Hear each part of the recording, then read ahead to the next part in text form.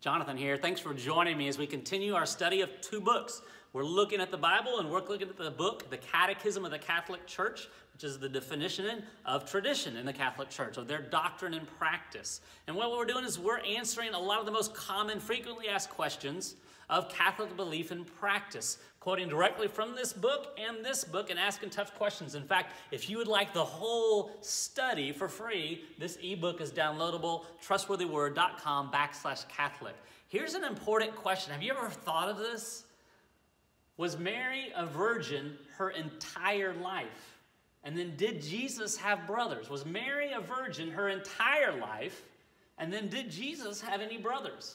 Well, here's what the Catholic Catechism says. It says, led the church to confess Mary's real and perpetual, that means ongoing, virginity. It says, there's an objection against this doctrine, and it raises the fact that the Bible mentions brothers and sisters of Jesus. And the church has always, this is what the Catholic Catechism says, the church has always understood these passages as not referring to other children of the Virgin Mary. In fact, James and Joseph, quote-unquote, brothers of Jesus, are sons of another Mary, a disciple of Christ, who St. Matthew significantly calls the other Mary.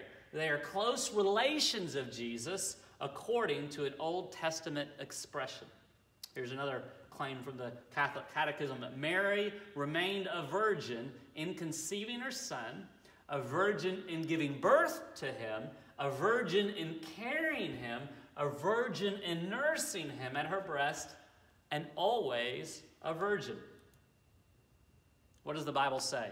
The Bible is really clear that Joseph, he obeyed what the angel said. What was the commandment?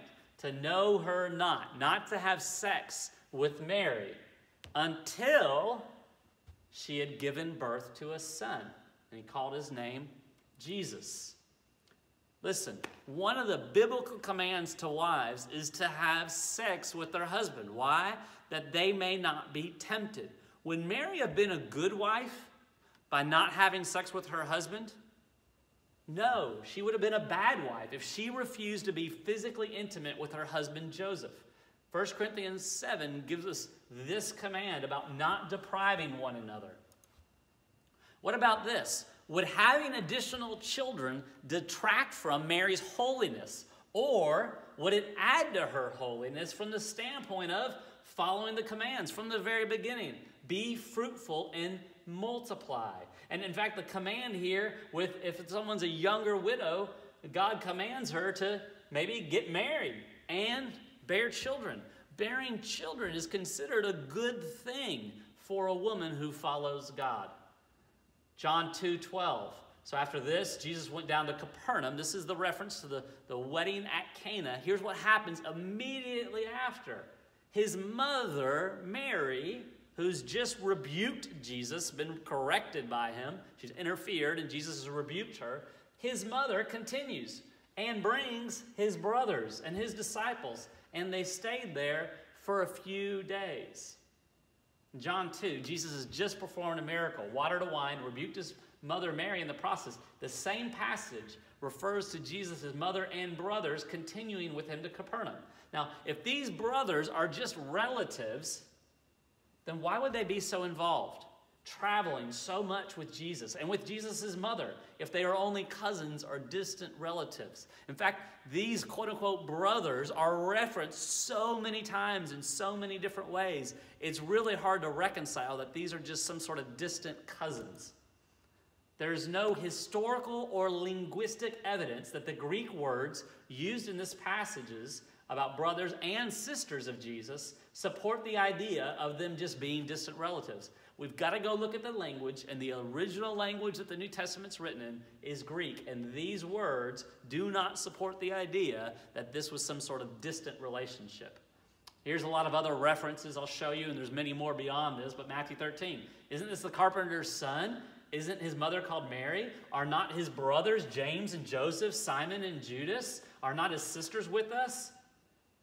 Luke 8, then his mother and his brothers came to him. Listen, if the reference, which the Catholic Catechism says, that James and Joseph are sons of a different Mary, why is this going on in Matthew 13?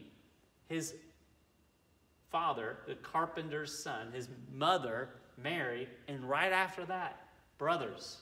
If these James and Joseph are of another Mary, why would it connect it with Mary, the mother of Jesus? Very important. And then sisters too. Other passages, not even his brothers believed in him. John 7:5, Acts 1:13. They went to the upper room, and look who's there. Mary, the mother of Jesus, and his brothers. And look at 1 Corinthians 9:5. Don't we have the right to take along a believing wife, just like the other apostles? And who else do they point to? The brothers of the Lord. Other places as well. Why? Why would the Catholic Church invent and propagate the idea that Mary was always a virgin? Why, if they would twist the scriptures this way and misrepresent this situation, then what other areas of tradition are untrustworthy? That's a touchy question. But I hope you'll consider the evidence. I hope you'll look into the Bible yourself for these many references to Jesus' brothers and sisters. I hope you'll look into the Catholic Catechism and see their claims. But I think the answers are clear, but we have to be willing to ask tough questions. If this has been helpful to you, I hope you'll consider sharing it online with others and maybe going deeper into this Bible study with friends or family yourself. Thank you for joining me.